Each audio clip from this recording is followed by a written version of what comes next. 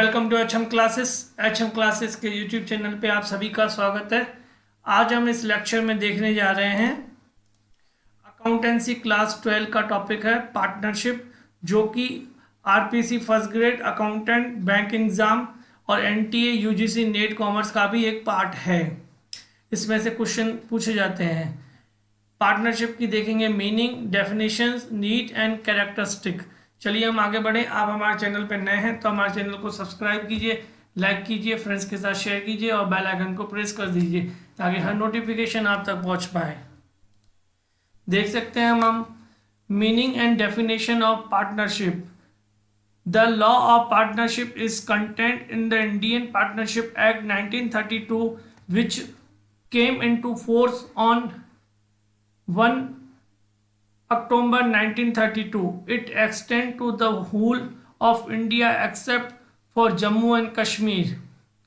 Prior to this act, the law of partnership was dealt with under the Indian Contract Act 1872.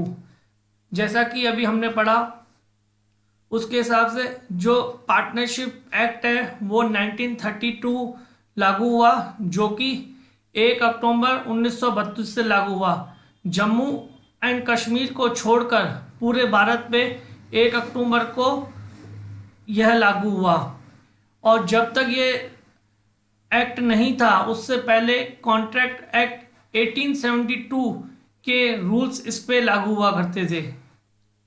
Partnership is an association of 2 or more person who have agreed to combine their financial resources and managerial ability to run a legal business and share profit in an agreed ratio। जैसा कि इसमें इसके according है कि साझेदारी का आशय व्यवसायिक संगठन के ऐसे स्वरूप से है जिसमें 2 या 2 से अधिक व्यक्ति स्वेच्छा से किसी वैधानिक व्यापार को चलाने के लिए सहमत होते हैं, व्यवसाय में पूंजी लगाते हैं, प्रबंधकीय योग्यता का सामूहिक प्रयोग करते हैं तथा लाभ को आपस में बांटते हैं। फिर देख लेते हैं सर फ्रेडरिक पॉलेक के अनुसार partnership is the relation between 2 or more person who have agreed to share the profit of the business carried on by all or any of them acting for all।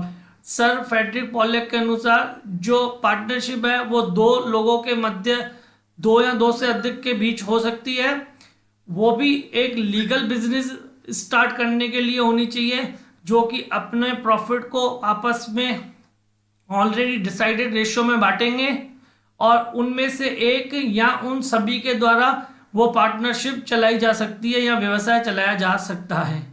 According to section 4 of the Indian partnership act 1932, partnership is the relation between person who have agreed to share the profit of a business carried on by all or any of them acting for all।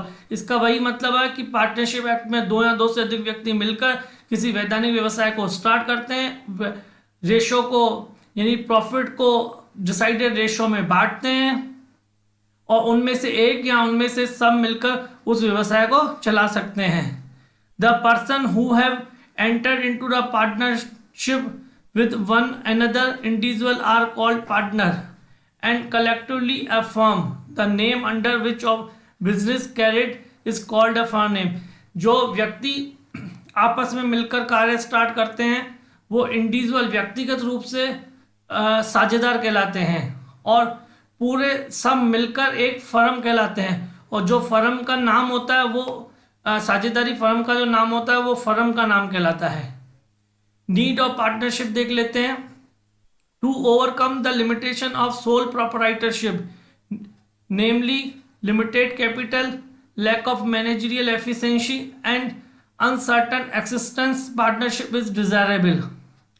जहां पर हम देखते हैं soul partnership में सीमित पूंजी होती है, पार्टनरशिप में 2 से ज़्यादा या और भी व्यक्ति हो सकते हैं तो पूंजी बढ़ जाती है। उनमें मैनेजरियल की जो क्षमता है, व्यवसाय को चलाने की जो क्षमता है वो ज़्यादा बढ़ जाती है और उसके अलावा आपस में प्रॉफिट भी बांट लेते हैं और जो भी रेस्पॉन्सिबिलिटी होती है वो सब में बढ़ जाती है। और जबकि ये सोल प्रोपराइटरशिप में ये चीज़ें नहीं होती है। सोल प्रोपराइटरशिप मतलब एकाकी व्यापार में जब अकेला व्यक्ति व्यापार स्टार्ट करता है उसको सोल प्रोप्राइटरशिप कहते हैं। फिर हम देखते हैं characteristic of partnership. The essential characteristic of partnership are in the under. First इसकी देख लेते हैं। जो ये कैरेक्टरिस्टिक है वो आप देखेंगे इसके अर्थ और परिभाषा में से ही इसकी विशेषताएं निकली हुई है। जैसे फर्स्ट है टू और मोर देन 2%। जैसे आपको मैंने बताया कि दो या दो से अधिक व्यक्ति मिलकर किसी कार्य को स्टार्ट करते हैं लीगल बिजनेस के लिए, तो वही चीज है। There must be at least 2% to form a partnership and all such a person to be competent to contract according to Indian Contract Act 1872. A minor, a person of unsound mind, and a person disqualified by any law or not competent to contract.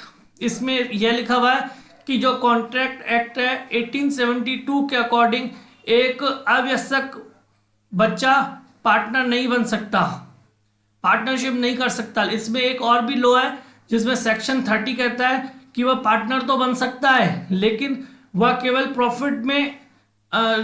Profit लेने के लिए partner बन सकता है, losses में उसका कोई हिस्सा नहीं होता। वो कॉन्ट्रैक्ट एक्ट 1872 का सेक्शन 30 कहता है। और जब मैं बात करता हूं कि पर्सन ऑफ अनसाउंड माइंड, अगर जो व्यक्ति जैसे कोई पागल व्यक्ति है तो उसको हम पार्टनरशिप फॉर्म में नहीं ले सकते वो पार्टनरशिप, क्योंकि उसको कॉन्ट्रैक्ट एक्ट 1872 के अकॉर्डिंग जो व्यक्ति पागल है उसको ठहराव करने या अनुबंध करने यानी कॉन्ट्रैक्ट करने की एबिलिटी ही नहीं होती, तो वो पार्टनर कैसे बनेगा। इसलिए फिर हम देख लेते हैं इसमें the partnership act does not prescribe the maximum number of partnership in a firm. Partnership जो अपनी पार्टनरशिप एक्ट है 1932 उसमें कितने मैक्सिमम साझेदार होने चाहिए वो क्लियर नहीं है। वो कॉन्ट्रैक्ट एक्ट 1872 में दिया हुआ था और अभी जो कंपनी एक्ट जो however section 464 of the company act 2030 इसमें दिया हुआ है, जिसमें ज़्यादातर 100 सदस्य हो सकते हैं एक साझेदारी में। और फिर उसमें एक अमेंडमेंट किया गया था, जो अमेंडमेंट आया था रूल्स 2014 के नाम से, जिसके अकॉर्डिंग 50 पार्टनरशिप मैक्सिमम हो सकते हैं। जो 2013 के अकॉर्डिंग 100 साझेदार हो सकते हैं, 2014 के अकॉर्डिंग 50 साझेदार हो सकते हैं। ये आपको ध्यान है। एक पागल व्यक्ति साझेदार नहीं हो सकता, एक आवश्यक साझेदार नहीं हो सकता कॉमन कंडीशन में। और या दो से अधिक व्यक्ति मिलकर कार्य को स्टार्ट करते हैं, लीगल बिजनेस हो, उसको हम पार्टनरशिप कहते हैं। फिर नेक्स्ट देख लेते हैं agreement among partners. Partnership comes into existence by an agreement. Agreement मतलब ठहराव, कॉन्ट्रैक्ट इस तरीके। Such an agreement can be either oral or in writing, but to avoid any dispute it is better to have a written agreement called partnership deed. According to section 5 of Indian Contract Act, partnership arise from the contract and not from status. Where there is no agreement, there cannot be a partnership.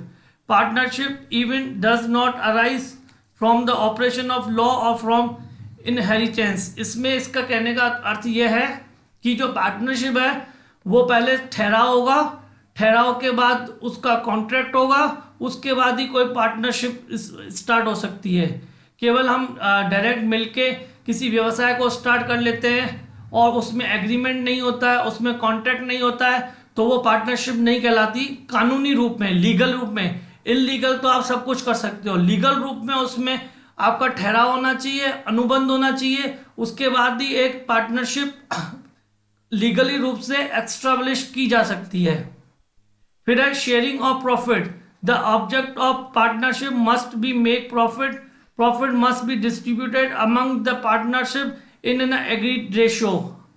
Usually partnership also share losses in the profit of a ratio of profit, but it is not essential that all the partner must be share the losses also. Example, minor partners get a share in a profit but not in a loss.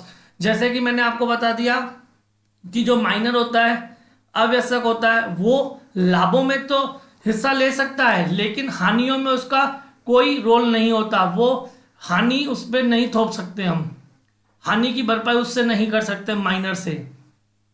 और एक partnership start करने के लिए आपको profit होना ज़रूरी है, जो कि जैसे नॉन प्रॉफिट ऑर्गेनाइजेशन होती है, एनजीओ जैसे होती है, ट्रस्ट, इस तरीके आपस में मिलकर इस तरीके का कोई कार्य करते हो तो वो पार्टनरशिप नहीं हो सकती। इसमें एक बात मैं आपको और बताना चाहता था, सेकंड नंबर पॉइंट में था कि एग्रीमेंट जो होना चाहिए ना वो रिटर्न में होना चाहिए, लिखित में होगा तो अच्छी बात है, क्योंकि कोई भी डिस्ट्रीब्यूट होगा तो वो रिटर्न एग्रीमेंट आपको काम आ जाएगा। और वैसे एग्रीमेंट ओरल और राइटिंग दोनों में हो सकता है, मौखिक भी हो सकता है और लिखित भी हो सकता है। ये सेकंड नंबर पॉइंट का था। और थर्ड नंबर पॉइंट की बात करूं कि जहां पे प्रॉफिट को बांटा जाएगा आपस में, प्रॉफिट होगा तो पार्टनरशिप होकर स्टार्ट हो सकता है बिजनेस। जहां प्रॉफिट नहीं है, जैसे कि एनजीओ हो गई, ट्रस्ट हो गई, तो इस तरीके का वो हम पार्टनरशिप नहीं कह सकते। फिर वो एनजीओ और ट्रस्ट ही चलाओ, वो पार्टनरशिप तभी होगा जब उसमें आपको प्रॉफिट होना हो। प्रॉफिट नहीं है वहां पे आप पार्टनर नहीं बन सकते हो। Carrying on a business, a partnership is form to do a lawful business. Business include very every trade, vocation and profession. यानी जो पार्टनर है आपका, कि मतलब जो आपको पार्टनरशिप है उसमें किसी वैधानिक व्यवसाय का होना चाहिए। वो आपका आपका व्यापार हो सकता है, धंधा हो सकता है, पेशा हो सकता है, पर बिजनेस होना आवश्यक है। फिर है carried on by all or any of them acting for all. The partnership business must be carried on by all or any of them acting for all. Every partner while carrying on the business of the firm stand in the position of an agent as well as principal. As an agent, he by his act bind of the firm. As a principal, he is bound by the act of others partners. जो partnership firm है, जो उसका व्यवसाय है, वो partners के किसी एक के द्वारा भी चलाया जा सकता है और सब मिलकर भी उस व्यवसाय को, पार्टनरशिप फर्म को के व्यवसाय को चला सकते हैं, उसमें कोई प्रॉब्लम नहीं है।